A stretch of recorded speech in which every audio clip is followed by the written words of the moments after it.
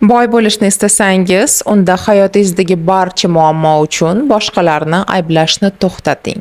Chunki doim boshqalarni o'z muammolarida ayblaydigan odam bu bola pozitsiyasida yashaydigan shaxs.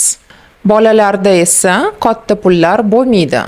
Ularda faqat muzqaymoqqa yetadigan cho'ntak puli bo'ladi.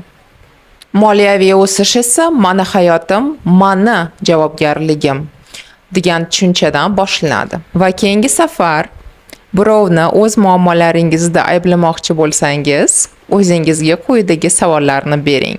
Nima uchun shu vaziyat hayotimda duch keldim? Istalgan kelajagim qanaqa bo'lish kerak? Va qanaqa qilib ushbu kelajakka erishishim bo'ladi? Ya'ni qadamlarni yozib chiqishingiz kerak va albatta eng mas'uliyatli vazifa bu ushbu qadamlar sari, ushbu kelajak sari mehnat qilishingiz kerak. Va eng muhimi faqat o'ylab o'tirmang.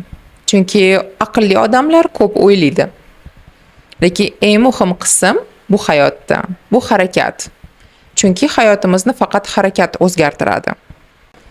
Albatta tafakkur ham muhim. Ya'ni birinchi siz bir narsani o'ylaysiz, qarorga kelasiz, keyin harakat boshlanadi. No harakat bu hayotni o'zgartiradigan eng muhim qism. Va eng muhimi hech qachon unutmang. Katta daromadni, bahonalarni topadigan odamlar emas.